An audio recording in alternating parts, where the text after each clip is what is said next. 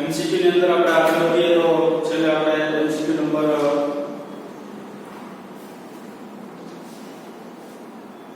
209 મો ગણ્યો, બરાબર છે। હવે 210 મો એમસીક્યુ છે। વીજ પ્રવાહ વહન કરતા વર્તુળાકાર સુવાહકની અક્ષની દિશામાં એક ઇલેક્ટ્રોનને પ્રક્ષેપિત કરવામાં આવે છે તો ઇલેક્ટ્રોન પર લાગતું બળ ખાલી જગ્યા હશે। સોલેનોઇડ છે એની અક્ષ ઉપર પ્રક્ષેપિત કરવામાં આવે। હવે આપને ખબર છે કે v અને b ની દિશા બે એક જ થાય। શું કામ? તો કે જો અક્ષ ઉપર એ ગતિ કરતો હોય આમ તો અક્ષ ઉપર શું હોય છે? ચુંબકીય ક્ષેત્ર હોય। કા ખૂણો 180 નો હોય, કા ખૂણો 0 નો હોય। sin 0 મૂકો તો એ ભલે અને sin 180 મૂકો તો ભલે। તો F વેક્ટર બરાબર q * v vector cross b vector અનુસાર તેના ઉપર લાગતું બળ છે એ કેવું થઈ જશે? શૂન્ય થઈ જશે, બરાબર છે। એટલે એમાં d જવાબ આવશે। 212 મો એમસીક્યુ છે। સમસ્થિત રાખેલા લાંબા સુરેખ તારમાંથી 10 એમ્પિયર નો વિદ્યુત પ્રવાહ પસાર થાય છે।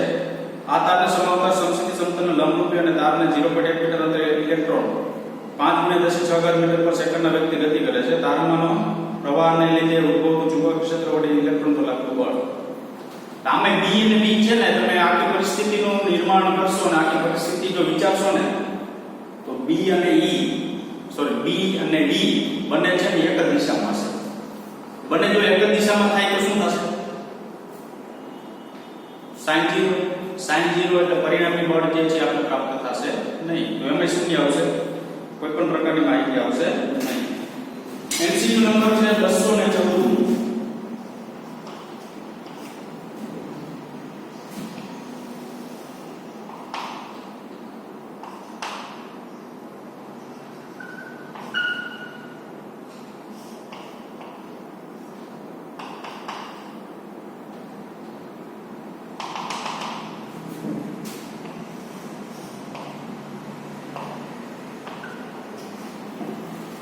એક લાંબા સુરેખ તારમાંથી વિદ્યુત પ્રવાહ I પસાર થાય છે। જે ક્ષણે પ્લસ q વિદ્યુત પર ધારો કે પણ p બિંદુ આગળનો વેગ d હોય, પ્લસ q વિદ્યુત પર p બિંદુ આગળ છે ત્યારે વેગ d હોય તો તે ક્ષણે તેના ઉપર લાગતું બળની દિશા શોધવાની છે। બળની દિશા મેળવવા માટે જોજો ખાસ અહીં તમે દિશા આપી દીધી x y z છે ને એ બળને લંબરૂપે કેવું કહેવાય? બાર તરફની દિશામાં કહેવાશે, બરાબર છે। તો આપણે પહેલા બળની દિશા મેળવવા માટે તો કે આપણી પાસે F વેક્ટર બરાબર q * v vector cross d vector આવશે। F વેક્ટર બરાબર q * v vector cross d vector. તો સૌપ્રથમ આપણે v ની દિશા લઈએ તો વેગની દિશા અહીં v ની દિશા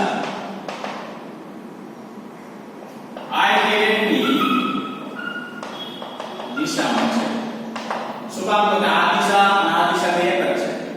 એટલે v ની દિશા કઈ દિશામાં છે? I ની દિશામાં। હવે b ની દિશા આપણે શું કીધું? જે કેરેટ પણ પ્રવાહ જે છે એ તારમાંથી આમ પસાર થાય છે। તારમાંથી પ્રવાહ જો આમ પસાર થતો હોય તો અહીં ચુંબકીય ક્ષેત્ર બળને લંબરૂપે કેવું જાય? અંદર તરફ જતી દિશામાં। તો બળને લંબરૂપે અંદર તરફ જતી દિશા એટલે બહાર તરફ પ્લસ z હોય તો અંદર તરફ પાછળની સાઈડ કેવો આવે? Minus z। આપણે કેવું? b ની દિશા માઈનસ k કેરેટ ની દિશામાં છે।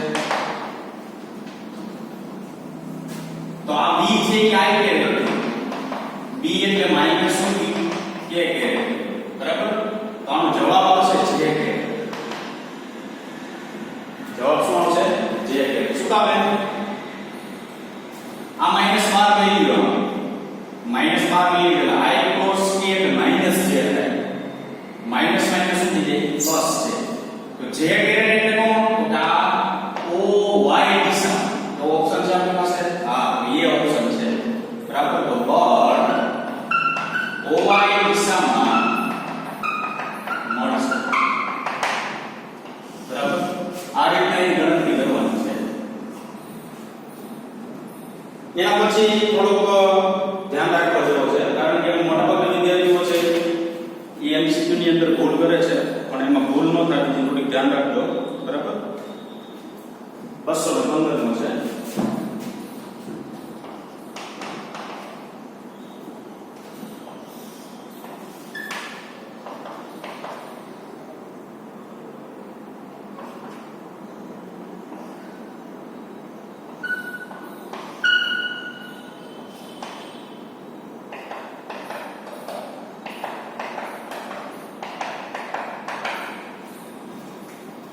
આપેલા આકૃતિમાં ઇલેક્ટ્રોન કઈ દિશામાં વિચલન થશે?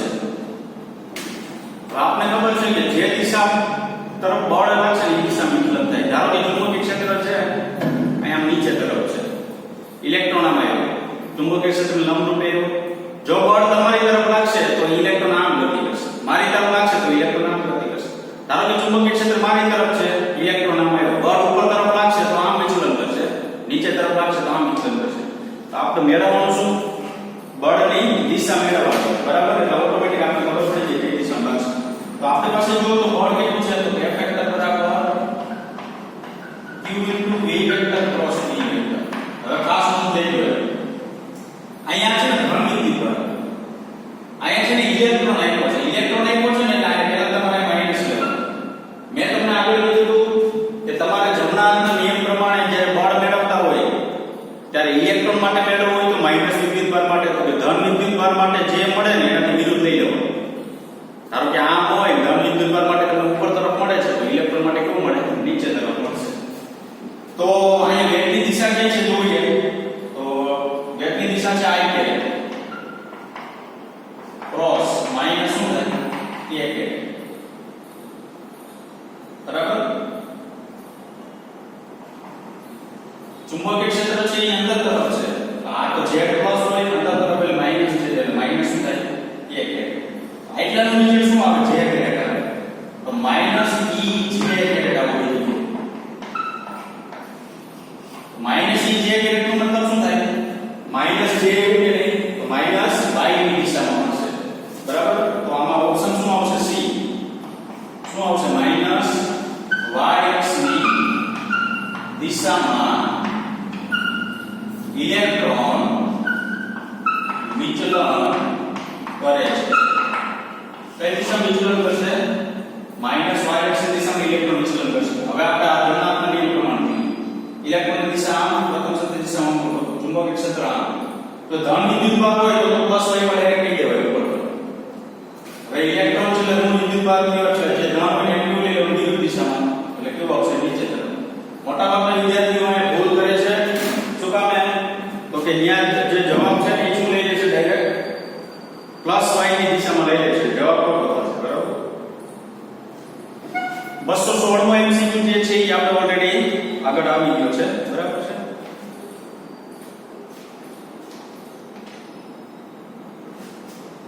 MCQ નંબર છે 229.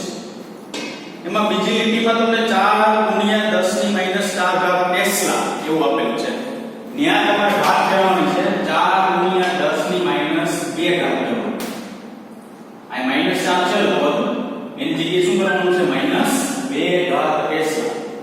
કેટલામાં? 229 ની અંદર, બરાબર?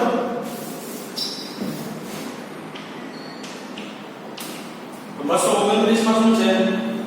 2 * 10 ની 5 ઘાત મીટર પર સેકન્ડના વેગથી ગતિ કરતા એક આયનનો કિરણાવલી 4 * 10 - 2 ઘાત ટેસ્લા સમાન ચુંબકીય ક્ષેત્રમાંથી ક્ષેત્ર લંબરૂપે દાખલ થાય છે. તો આયનનો વિદ્યુત ભાર 5 * 10 ની 7 ઘાત કુલમ્બ પર કિલોગ્રામ. તો તેની ગતિપથની ત્રિજ્યા કેટલી? ગતિપથની ત્રિજ્યા સૂત્ર શું છે? R = mv/qb. તો અહીંયા તમને જો હતી q/m આપેલું છે. પેરામેગ્નેટિક રેશિયો નામ આપેલો છે 5 * 10 ની 7 ઘાત કુલમ્બ પર કિલોગ્રામ. એકમ ઉપરથી તમે નક્કી કરી શકો છો કોની વેલ્યુ આપેલી છે આમ, બરાબર?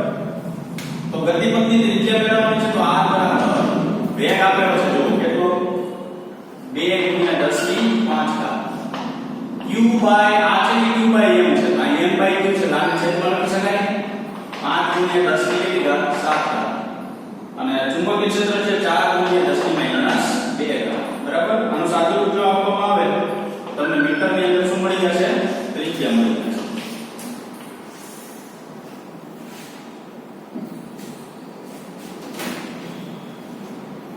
તો 223 માં ઓપ્શન જે છે સુધારો કરવાનો છે.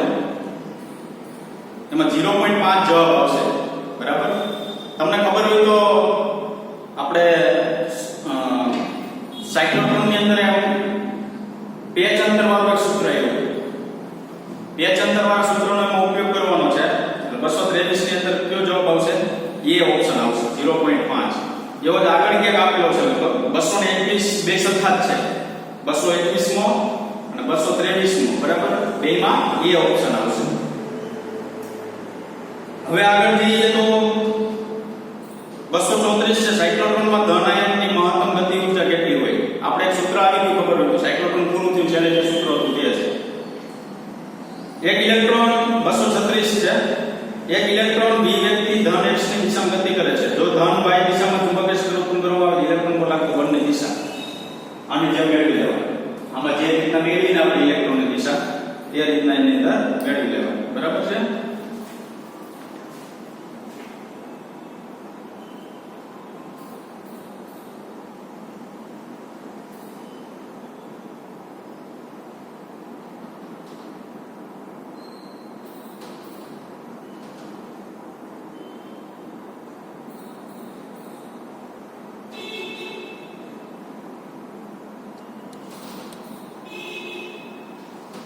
બસો 45 છે.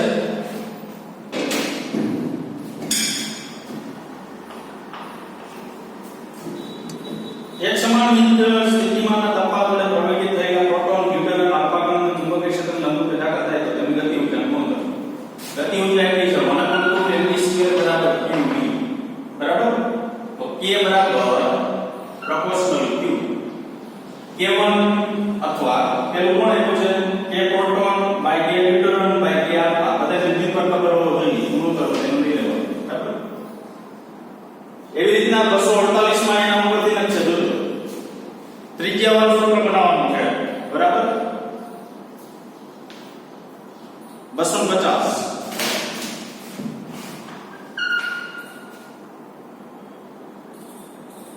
એક ઇલેક્ટ્રોન પરસ્પર લંબ એવા ચુંબકીય ક્ષેત્ર અને વિદ્યુત ક્ષેત્રના વિસ્તારમાં દાખલ થાય તો શું થાય?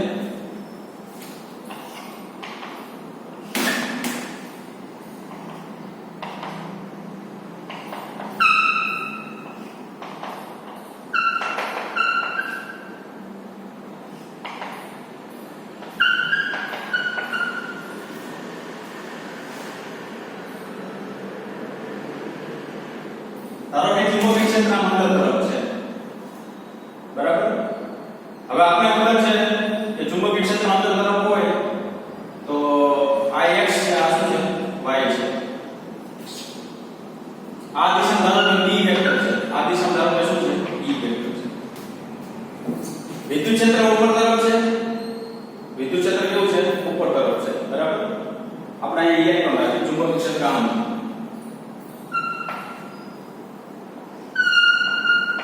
હવે વિદ્યુત ક્ષેત્ર જે છે એ ઉપર તરફ છે તો ઇલેક્ટ્રોન પર લાગતું બળ ઋણ વિદ્યુત ભાર હોય તો ઇલેક્ટ્રોન પર લાગતું બળ વિદ્યુત ક્ષેત્રની વિરુદ્ધ દિશા. તમે આ પહેલા ચેપ્ટરમાં ભણી ગયા છો.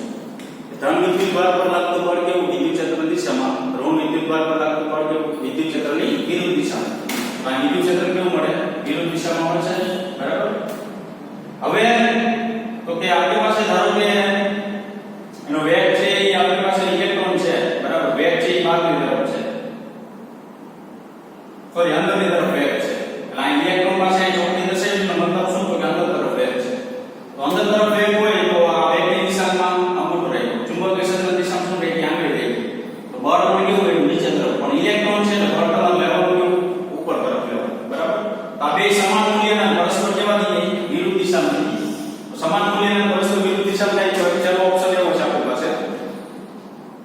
જો અમે પહેલો ઓપ્શન શું છે હંમેશા ચુંબકીય ક્ષેત્ર b ની દિશામાં ગતિ કરે છે. b ની દિશામાં પર બે ક્ષેત્ર હાજર છે હંમેશા a ની દિશામાં એનો આવે.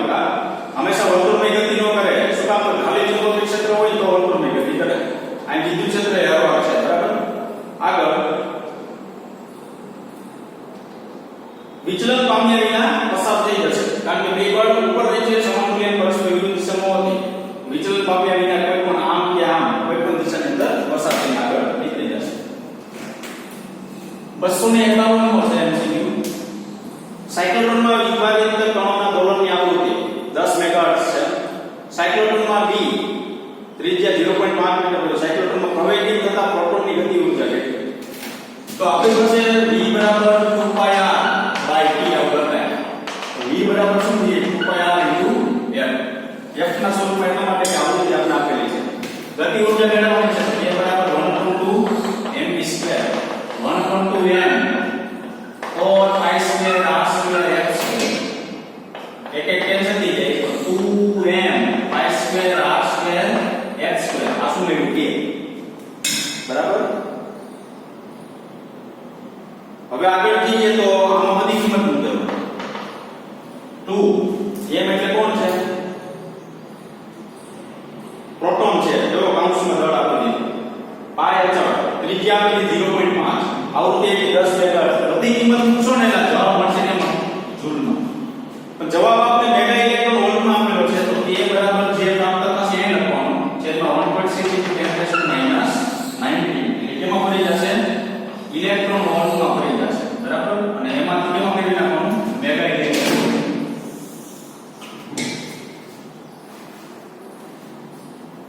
હવે આગળ જઈએ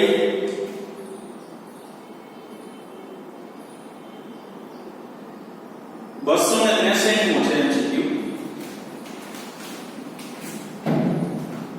ઓલરેડી આપણે આવી ગયું છે થિયરી ની અંદર વેગ પસંદગી કાળમાં આવી ગયું છે વિવેગ વ્યક્તિ ગતિ કરતા પ્રોટોન ઉપર સમાન વિદ્યુત ક્ષેત્ર સમાન ચુંબકીય ક્ષેત્ર લાગુ પડતા પ્રોટોન વિચલન થયા વગર ગતિ કરે તો શું આવશ્યક છે તો તમને ખબર હોય તો E B B ત્રણે એકબીજા લંબરૂપ હતા અને V બરાબર E/B શરત લાગુ પડી ગઈ C ઓપ્શન આવશે બરાબર.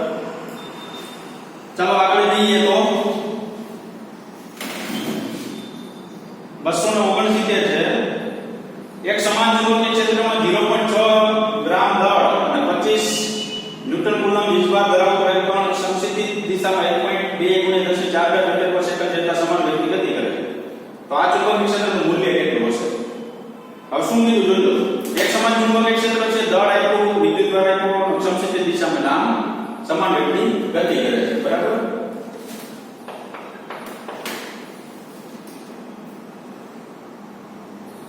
ચુંબકીય ક્ષેત્રમાં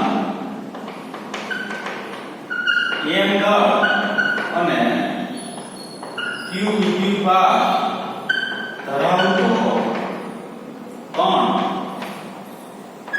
સમસ્થિતિજ દિશામાં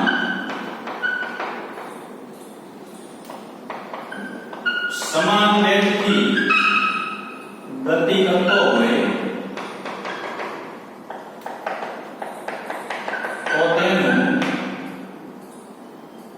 તેના પરનું પરિણામ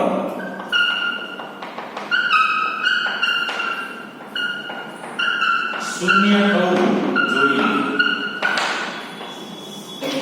શું કામ શૂન્ય થવું જોઈએ? સમાન વેગથી કીધું છે જો બરાબર છે. સમાન વેગથી અચળ વેગથી જો ગતિ કરતો હોય આમ સીધો સમસ્થિત થયું એટલે તો શું થાય સમાન વેગ તો ધારો કે હોય પણ બળ ચુંબકીય બળ કે વિદ્યુત બળ વધુ તો ઓછું લાગે તો કોઈ એક દિશામાં વિચલન થાય ઉપર જાય કે પાછો કેવો ગયા નીચે તરફ. તમને શું કીધું સમાન વેગથી સમસ્થિત સીધો જ તો આ ઇલેક્ટ્રોન છે આમ સીધો ક્યારે ગતિ કરે તો કે બે ઉપર આગળ બળ છે સમાન મૂલ્યનું પરસ્પર વિરુદ્ધ દિશામાં પરિણામી બળ શું થઈ જવું જોઈએ શૂન્ય થઈ જવું તો શૂન્ય થઈ જવું જોઈએ આ શું કહેવાય વજન બળ બરાબર ચુંબકીય તો વજન બળ આપણે કેટલું થાય અહીંયા mg જેટલું ચુંબકીય બળ qb b જેટલું તો b મેળવવું છે mg બાય શું થઈ જાય qb mg બાય qb એટલે 0.6 × 10⁻³ × 10 by 2 pi × 10⁻⁹ 1.2 × 10⁻⁴ લાઈન જવાબ આવશે 20 છે. આટલું ચુંબકીય ક્ષેત્ર તમને જો લાગુ કરવામાં આવે ને બરાબર તો એ રીતના પસાર થઈ આગળ નીકળી જશે. 270 છે સમાન વિદ્યુત પ્રવાહ ધરાવતા બે પેલા હું દોરી નાખું આકૃતિ.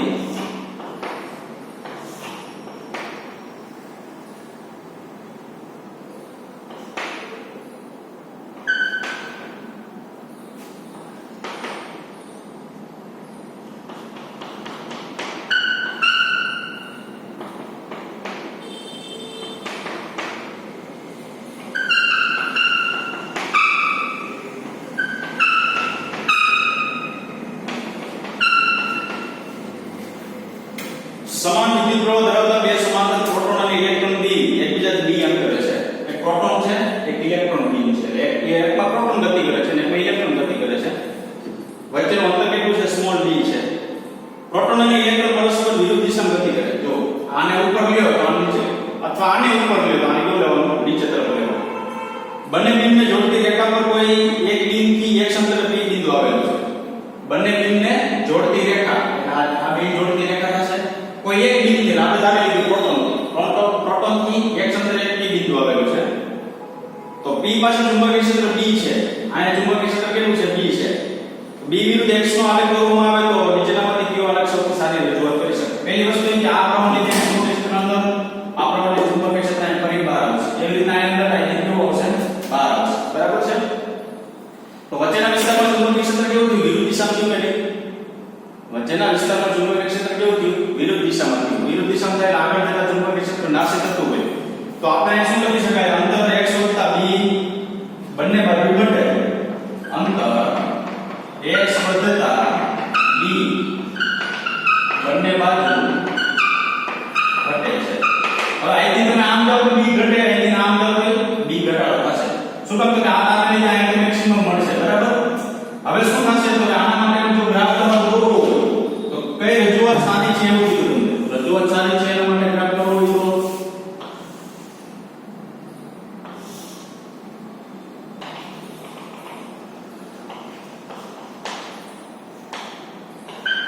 આ b વિરુદ્ધ x નો ગ્રાફ. બરાબર?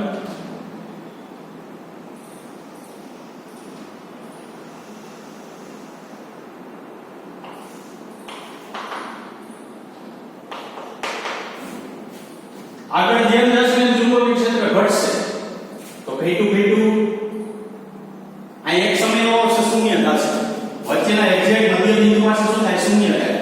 પાછું આગળ જશે ને પાછું શું થશે, ઘટાડો થશે. આનું ચુંબકીય ક્ષેત્ર આનું આમ લ્યો તો એ થાય. બરાબર? તો સારામાં સારી જે રજૂઆત જે જણાવેલી છે એ આપણે ગ્રાફ નંબર C ની અંદર જણાવેલી છે.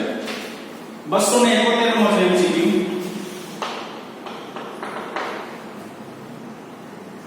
q વિદ્યુતભાર અને m દળ ધરાવતો b જેટલા વ્યક્તિ x દિશામાં ગતિ કરતો એક કણ આકૃતિમાં દર્શાવ્યા મુજબ b જેટલા ચુંબકીય ક્ષેત્ર e જેટલા વિદ્યુત ક્ષેત્રમાં પ્રવેશે આકૃતિ વિદ્યુતભાર પર પરિણામી બળ શૂન્ય થશે.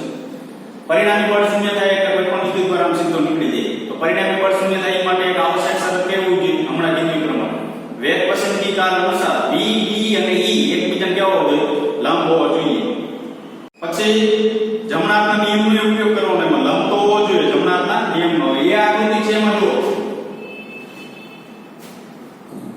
પરિણામી બળ શૂન્ય થવા માટે તો વિદ્યુત ક્ષેત્ર જે છે એ આમ છે, બરાબર?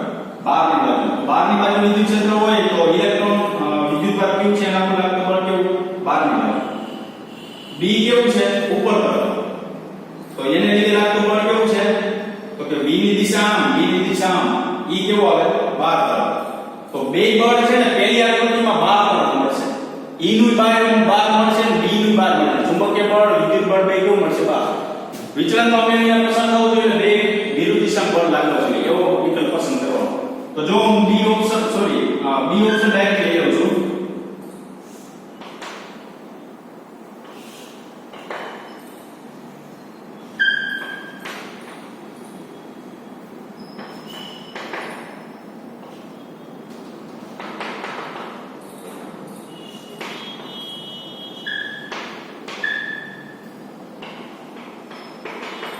z માં છે x આમ છે, y ઉપર છે. બરાબર?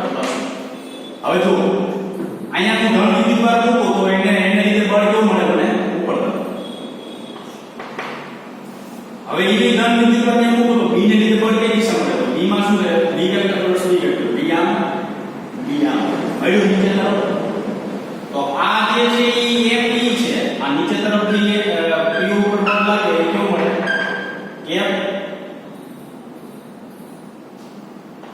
b બાર મેગ્નેટિક ફીલ્ડ માટે fm ક્યાં વિરુદ્ધ દિશામાં, તો વિચલન વિના એ આગળ પસાર થઈ શકે. ઓલી આગળની પેલી આકૃતિ શું હતું, તો b અહીંયા હતો, e અહીંયા હતો. તો b અહીંયા વળીને તો ચુંબકીય ક્ષેત્ર વેગ આમ, b આમ, બળ જે છે એ બહાર તરફ આવે z ની દિશામાં. e અહીંયા હતો તો બળ z ની દિશામાં.